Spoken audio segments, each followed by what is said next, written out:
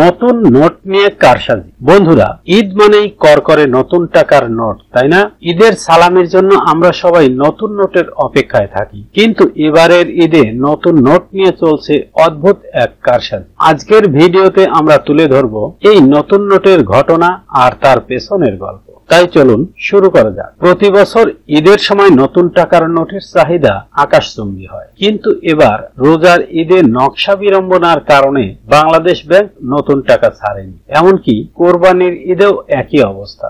Bangladesh bank 20, 50 আর 1000 টাকার নতুন note বাজারে ছাড়লেও পরিমাণ মাত্র 200 কোটি টাকা। অন্যান্য বছরে যেখানে 30,000 কোটি টাকার নোট ছাড়া হতো, সেখানে এবার এই পরিমাণ খুবই কম। গ্রাহকরা ঘন্টার পর ঘন্টা লাইনে দাঁড়িয়েও নতুন নোট পাচ্ছেন না। অনেকে খালি হাতে ফিরে যাচ্ছেন।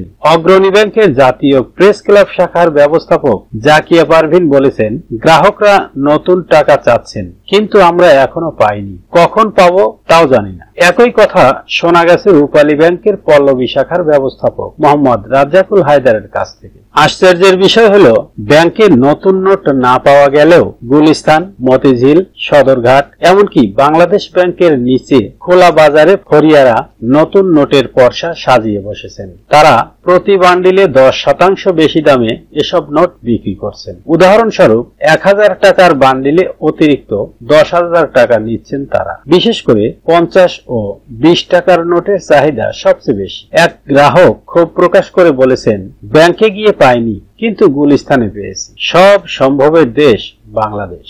ফরিয়ারা জানিয়েছেন, তারা বাংলাদেশ ব্যাংকের কর্মকর্তাদের কাছ থেকে কমিশন দিয়ে এসব নোট সংগ্রহ করেন। এবার প্রথমবারের মতো অন্তর্বর্তী সরকারের অধীনে বাংলাদেশ ব্যাংক টাকার নকশা পরিবর্তন করেছে। নতুন 20 টাকার নোটে শেখ মুজিবুর রহমানের ছবি ও 60 গম্বুজ মসজিদের ছবি বাদ দিয়ে কান্তজির মন্দির ও পাহাড়পুর বৌদ্ধবিহারের ছবি যোগ করা হয়েছে। এই পরিবর্তন নিয়ে সামাজিক যোগাযোগ মাধ্যমে তুমুল বিতর্ক শুরু হয়েছে। অনেকে মসজিদের ছবি বাদ দেওয়ায় ক্ষোভ প্রকাশ করেছেন, ফলে 20 টাকার নোটের প্রতি গ্রাহকদের আগ্রহ কমে গেছে। এক গ্রাহক নুরুল ইসলাম বলেন, নাতি নাতিদের ঈদের সালামির জন্য নতুন নোট সংগ্রহ করতে পারিনি, এবার ডিজিটাল সালামি পাঠাবো। বাংলাদেশ ব্যাংকের নির্বাহী পরিচালক আরিফ হোসেন দাবি করেছেন, নতুন নোট কোনো ফরিয়ার হাতে যায়নি। আমরা 10টি ব্যাংকের মাধ্যমে নতুন নোট সরবরাহ করেছি। তবে তিনি বলেন, গ্রাহকরা নোট তুলে বাইরে বিক্রি করতে পারেন। তিনি আরো জানান, একটি চক্র নতুন নোট সংগ্রহ করে বাজারে বিক্রি করছে। তবে বাংলাদেশ ব্যাংকের একটি নির্ভরযোগ্য সূত্র জানায়, কিছু অসৎ কর্মকর্তা ও তৃতীয় শ্রেণীর কর্মচারী এই কারসাজির সঙ্গে জড়িত। আগামী 7 জুন পবিত্র ঈদুল আজহা।